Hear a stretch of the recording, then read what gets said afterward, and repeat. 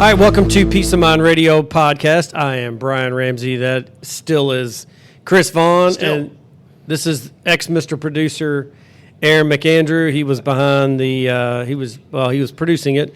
And now we have Eric, who was here yesterday. He's now producing it. So when we refer to Mr. Producer, we're talking about Eric Douglas back there. Anyway, all right, so first that we didn't do last week, we're going to do this week, our phone number. As you're watching this, if you or if you're listening to this, and you find us interesting, you want to come see us, we do not charge for first meeting with anybody. You can come in and talk about anything you want. Come pick our brains and say, hey, I heard you guys talking about this particular subject, and I want to know more about it. I want to know kind of how you guys do things and how you might see this particular issue or best practices with something. Come see us.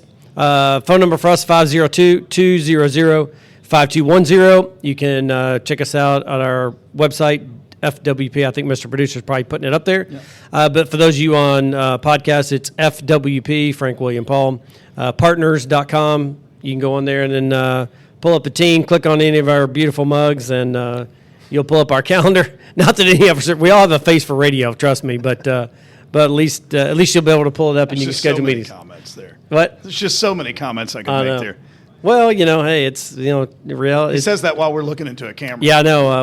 Look, he's got the filters on like high level. That's true. To make us more of a better appearance than anything. But anyway, all right, so we're now here to talk about us. All right, so today, interesting topic. Did come up from a conversation I had with a client as of this morning. It's happened on multiple occasions, but this particular phone call I got this morning, we all were giggling about it in our meeting. And so we're like, hey, let's do a topic on it. So today's topic is about just having an organized estate plan, right? We see this all too often where, and I'm going to give you the example of the client in a minute, but all too often, folks that walk in here that luckily we get a hold of and we're like, hey, you need to get organized here. And we help them get organized. That's part of what our service is.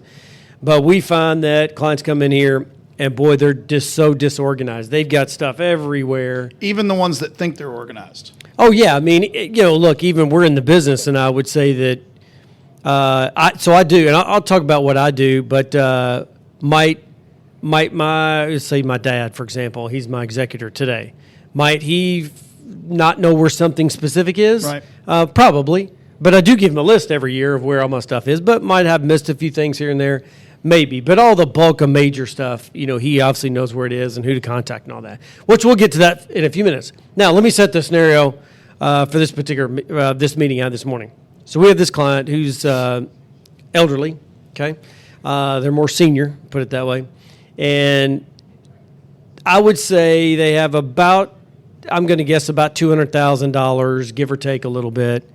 And it's literally spread over, I'm going to guess, at least 10 banks in Louisville.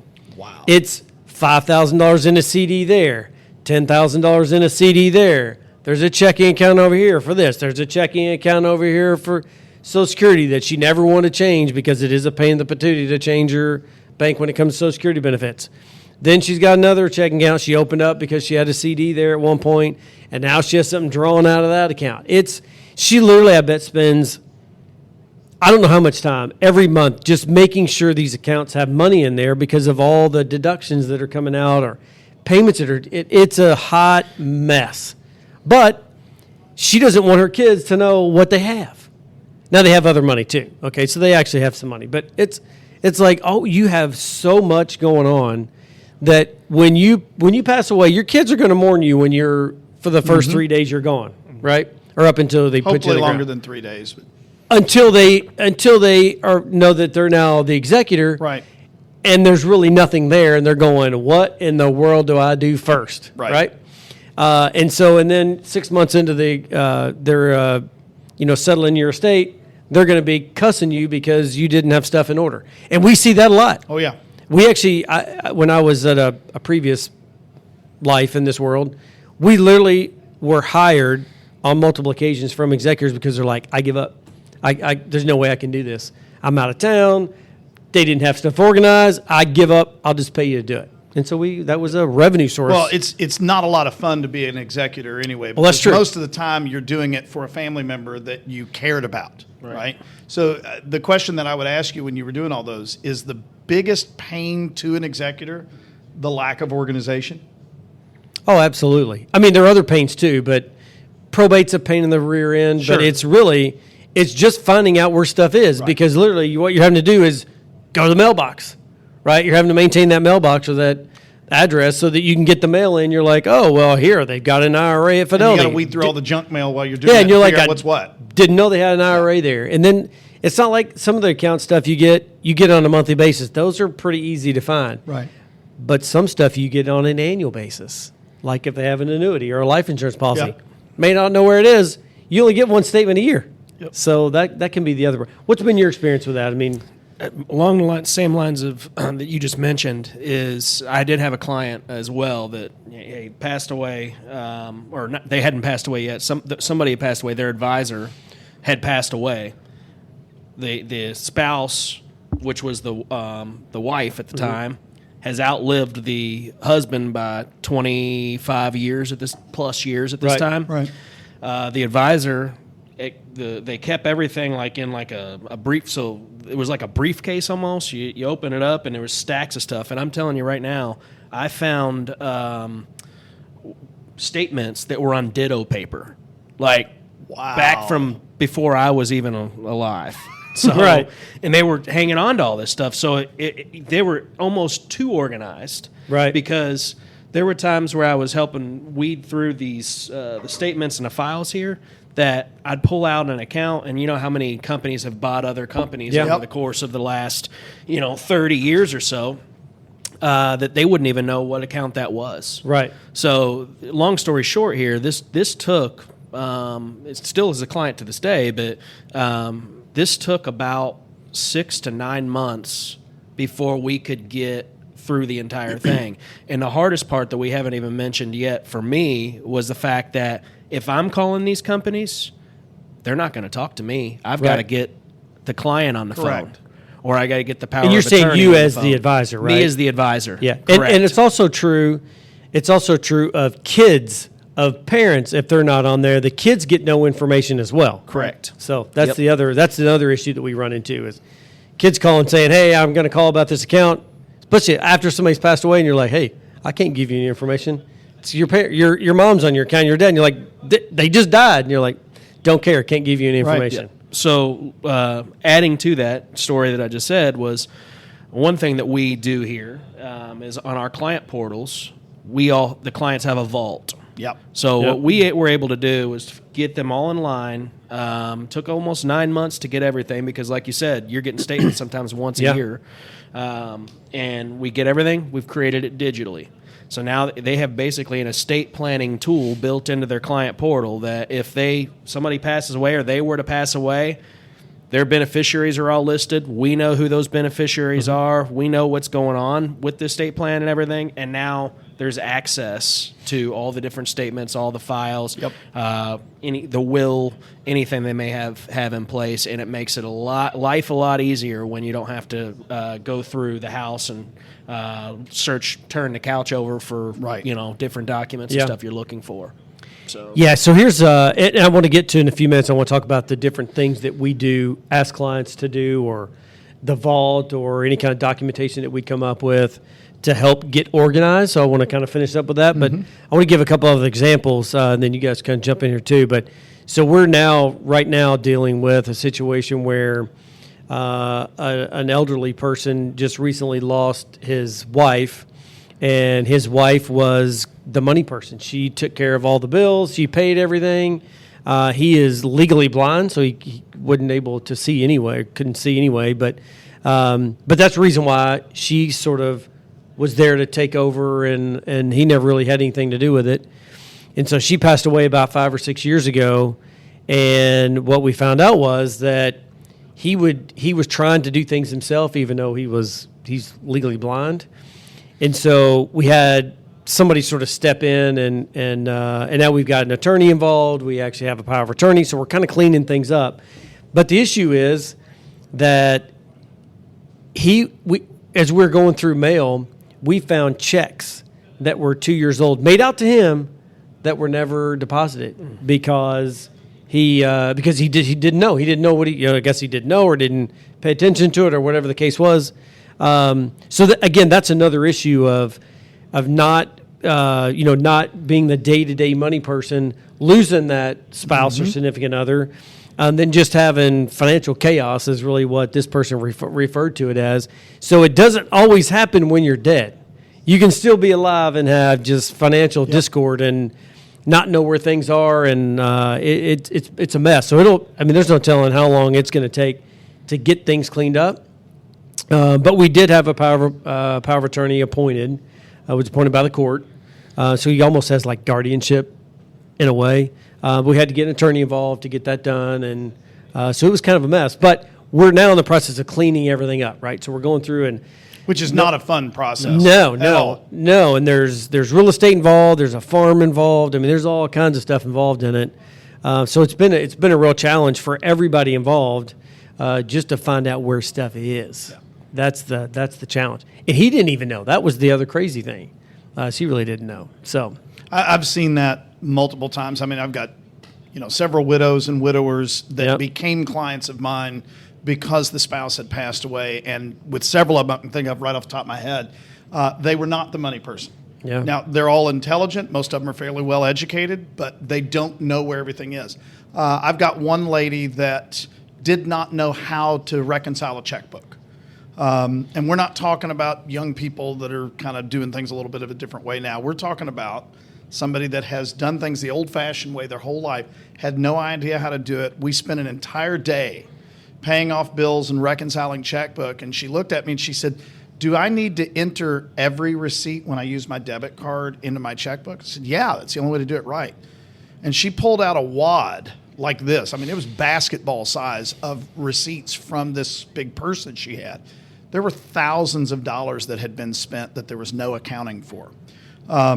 So what I would tell you is, if you're the money person in your household, you need to teach the other person where everything is, how to handle it, because you do not want, you're already under duress when you lose a spouse.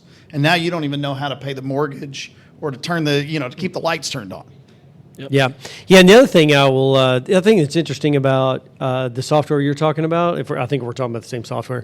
Don't talk about it, because then that's the secret. You have to come in and see us if you want to know about this special secret sauce software we have. But the interesting thing is, so as you guys know, we had this conversation. So I just took my girlfriend through that software package, and she had to update a few documents. So we updated everything, and you can actually we sent her mother the link.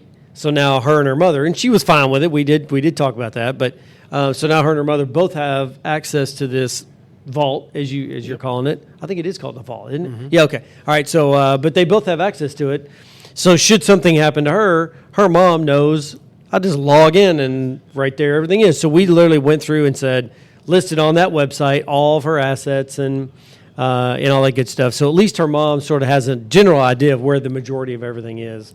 So again, that's another thing that if you could just do that, you're going to be makes life a lot easier. For the people who it's not going to be easy. Obviously, they lose you or you lose somebody that close to you. That's not easy. It's hard enough. Makes life a lot easier when you're not having to turn. You're already going to go through their house. You're already going to have to do all that hard stuff. But you don't want to have to be digging through paper files and all the trying to find. Well, everything. and digging through paper files. I think back to when my mom passed. Mom considered herself to be highly, highly organized. Well, by her standards, she was. In her mind, she was.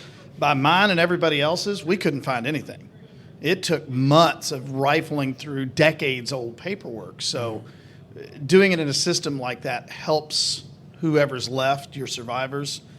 They can find things. Yep. Yeah. And there's a such thing of being too organized. Some people still have these big, tall file cabinets from the 80s in their house or 70s in their house, and their drawers are completely full. That's exactly what I'm talking about. From statements.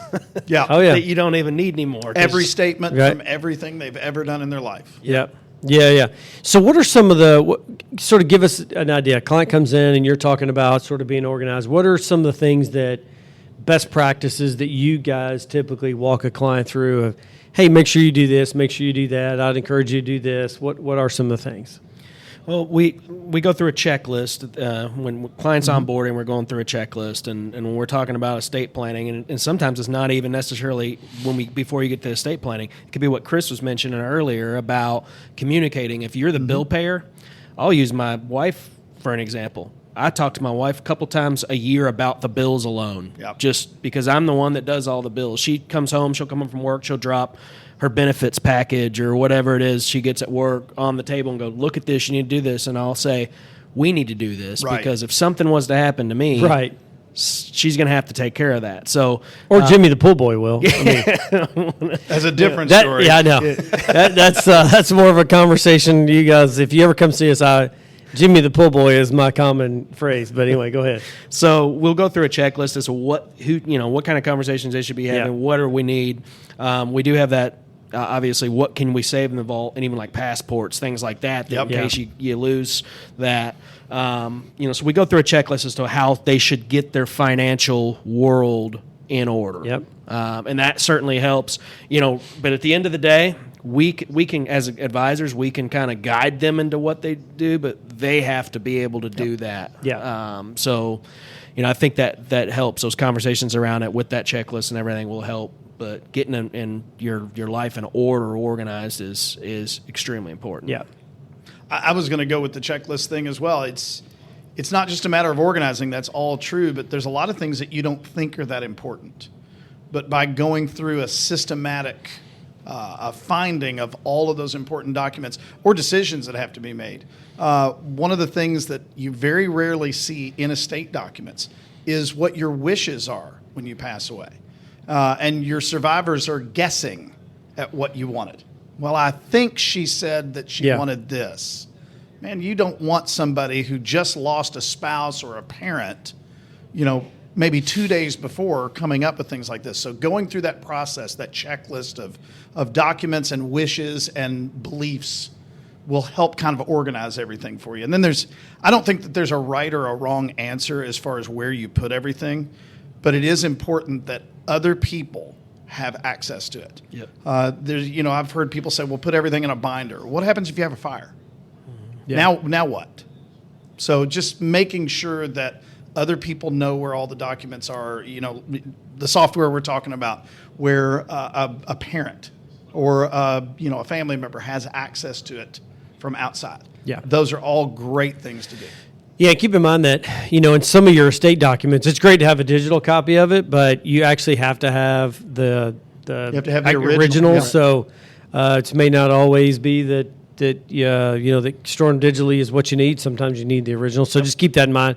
And whoever does your estate work will let you know which ones you have to have, which ones copies are acceptable and that kind of thing. The one thing I tell you we have a couple great resources that we sort of will walk clients through to say, here's where I do all my banking, here's where I have a life insurance policy, here's where I have my investments. But at the end of the day, what we encourage all of our clients to do is just give them a name to say, if something happens to me, reach out to Aaron. Aaron knows everything. If something happens to me, call Chris. Chris knows everything.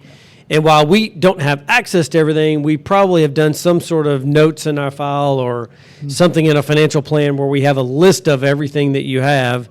And so at least we can sort of help that executor or beneficiaries or however you want to look at it, at least guide them in the right direction, right? But I will tell you one thing I do is I have a spreadsheet and I list everything. I don't list how much is there. You could, but I don't necessarily do that. That changes. Yeah, I will list, like I have a life insurance policy. I list who it's with and the policy number, things like that. But like investment accounts, I just say they're at Schwab. I don't say how much there is. I just say it's at Schwab. I have a couple other things that I say reach out to this particular person because they will know what it is. So as long as you have something like that, because a lot of times this conversation is a bit morbid and you have an issue for people to have that morbid, thought process or conversation. So they'll have a tendency to not do it. But if you just want to, beat your chest and say, rah, rah, look how much I'm worth. If you want to just do that and you just say, hey, here's my full balance sheet. And you just, instead of putting a number out there, you put out there who the best contact is for that particular asset. That's really what you need to do. And again, we have a resource. So if you don't have the estate plan documents that you want, call us. We can walk you through it. We got a great process in place to do it. If we need something more sophisticated, we have in-house counsel. We have everything you need. Plus, we have that particular software. I think what Aaron was talking about. has that vault. We can load everything in there. You can share that vault with beneficiaries or your kids or girlfriend, boyfriend, whatever you want, a mistress, whatever you want. We don't really care who you share it with. But anyway, but we have all those resources, right? So that's the point, is if you don't think you're that organized and you just want somebody to organize you, just like if you went to, a Bed Bath & Beyond or something, and you said, hey, I need organization here. They got that whole section called organization, right? It's kind of the same thing, right? So we can help you get organized, and we're happy to do that for you. So look us up. Come see us. We don't charge for it. You can come in and talk to us and say, what does all that mean when you say organized? How can you help us out? What can you do for us? We're happy to walk you through that. Any other comments, questions about this particular subject? No, not really. Okay. All right. I think we hit it all. Yeah. So make sure you tune in every week. We'll be happy we put out content every week. We'll be happy to answer any questions you might have about any of the subject matters we cover. Phone number for us, 502-200-5214. Make sure you tune in last week. Chris had a pretty good... 5210. What'd I say? 5214. Oh, 5210. Sorry. I knew there weren't 5214 enough is me direct. After the conversation last week, I knew there weren't enough zeros there. 5210. Sorry, that's the main number. You'll get any of us. But if you call me, that's fine. We'll get you directed wherever you want to go. But anyway, last week we talked about sort of surrounding yourself or teamwork. So make sure you go back and watch that one. That was a very good one. That was Chris's idea. So that was his subject. But anyway, if you got any questions and if you have any subjects you want us to address, are happy to do that. Yeah, we'd love to hear Yeah, that. a couple of the ones we've done have been things that clients have said, hey, I want you to address this. So we can do that too. But anyway, does anybody want to sign us off, do that thing that Eric normally does? I do am it. not technologically savvy. Basically, if you're watching, hit the subscribe button, is red. and you get our Mr. content Producer's every back week. here shaking his head at us right now. I think he's disgusted with us. If you're listening to us on podcast, make sure you like and review and give us a thumbs up and all that other stuff. It just helps us. And YouTube, you hit the red subscribe button. I said that a minute ago. Anyway. I'm behind. Anyway. You know what you need to do. Anyway, you guys have a good week. We will talk to you next week. The information given herein is taken from sources that IFP Advisors, LLC, doing business as Independent Financial Partners, IFP, IFP Securities, doing business as IFP, and its advisors believed to be reliable, but it is not guaranteed by us as to accuracy or completeness. This is for informational purposes only, and in no event should be construed as an offer to sell or solicitation of an offer to buy any securities or products. Please consult your tax and/or legal advisor before implementing any tax and/or legal related strategies mentioned in this publication, as IFP does not provide tax and/or legal advice. Opinions expressed are subject to change without notice and do not take into account the particular investment objectives, financial situation, or needs of individual investors. This report may not be reproduced, distributed, or published by any person for any purpose without IFP's express prior written consent. Securities offered through IFP Securities, LLC, doing business as Independent Financial Partners, IFP, member of FINRA and SIPC. Investment advice offered through IFP Advisors, doing business as IFP, a registered investment advisor. IFP and Family Wealth Planning Partners are not affiliated. The information given herein is taken from sources that IFP Advisors, LLC, doing business as IFP, IFP Securities, LLC, doing business as IFP, and its advisors believe to be reliable, but it is not guaranteed by us as to accuracy or completeness. This is for informational purposes only, and in no event should be construed as an offer to sell or solicitation of an offer to buy any securities or products. Please consult your tax and/or legal advisor before implementing any tax and/or legal related strategies mentioned in this publication, as IFP does not provide tax and/or legal advice. Opinions expressed are subject to change without notice and do not take into account the particular investment objectives, financial situation, or needs of individual investors.